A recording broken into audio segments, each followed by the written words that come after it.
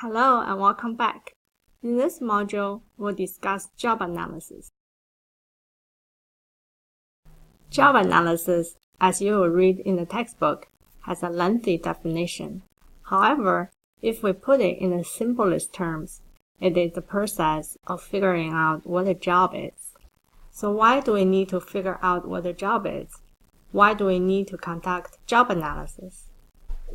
We need to analyze jobs to do HR planning, compensate employees correctly, recruit, select, train, and manage people successfully.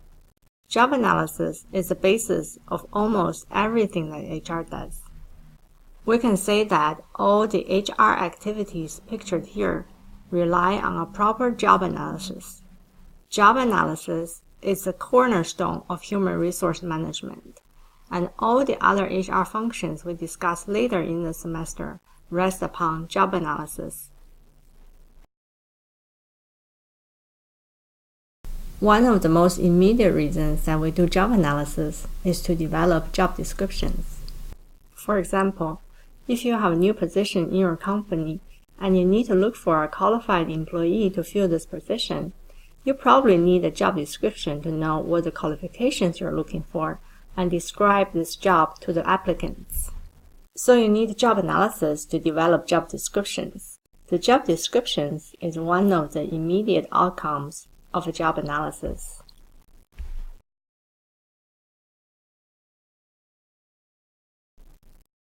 I'm sure you have all seen a job description before.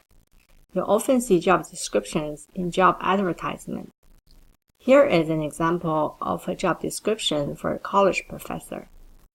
It details information such as the job title, its key responsibilities, and qualifications. All information on a good job description should come from a solid job analysis. The job analysis is a process that helps you to figure out the key responsibilities and qualifications. We just talked about why we need job analysis, and one of the immediate outcomes of job analysis is the job description. Now let's suppose you want to conduct a job analysis and develop a job description for a position in your company. Where do you start? The first place to start is to decide where you want to gather information for this job. When you conduct a job analysis, you can obtain information from several sources.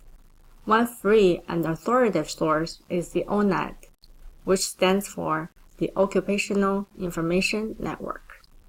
ONET is a great resource put together by the U.S. Labor Department. I highly encourage you to go to the website and search for a job you might be interested in applying. It provides much ready-made information for job analysis.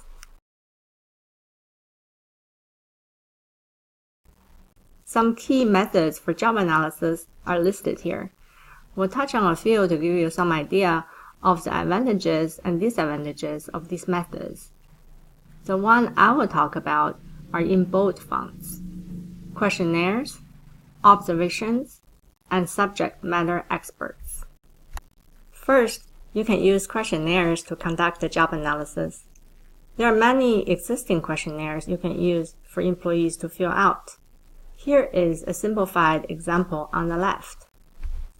In this questionnaire, you ask about the employee's basic job information and ask them to describe what their job responsibilities are. There are many advantages of using questionnaires.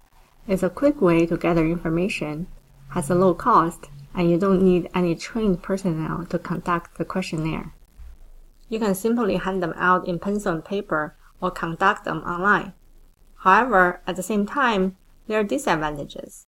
You have no control of the answer quality.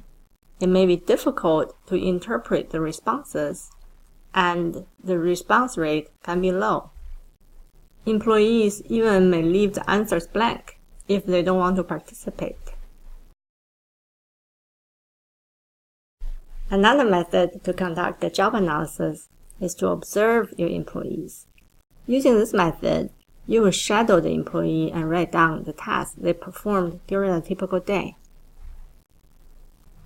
There are significant advantages to observations. you can get first-hand knowledge of the job. It provides a more realistic view for the job, and the information an observer collects is more objective, maybe less inflated compared to self-report information.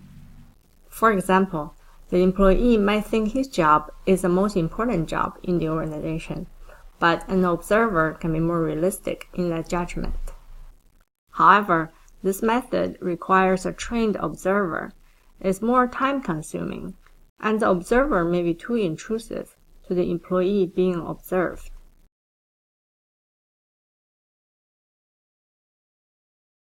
The observer can add a Hawthorne effect to the employee. The employee's behavior may change simply because they are being observed.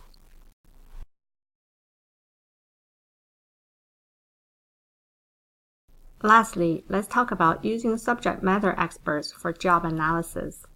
Subject matter experts are a panel of individuals who have in-depth knowledge about the job. Take any sports as an example. The athlete playing the sport may be the subject matter expert. However, the subject matter expert for this job may also include coaches and judges. The advantages of hiring subject matter experts can be that you can get a more comprehensive and in-depth job analysis, but these experts are usually expensive, and the process can be quite time-consuming. Please read over the other two methods we did not touch on in the textbook, the interview and the diary method. You must be aware that each technique has its own advantages and disadvantages. To conclude, we talk about what is job analysis, its immediate outcome, job descriptions, own that as a quick start if you want to conduct the job analysis, and we also touched on some common methods for job analysis. This slide concludes this module. I hope by completing this module, you will know where to start if you ever asked to conduct the job analysis.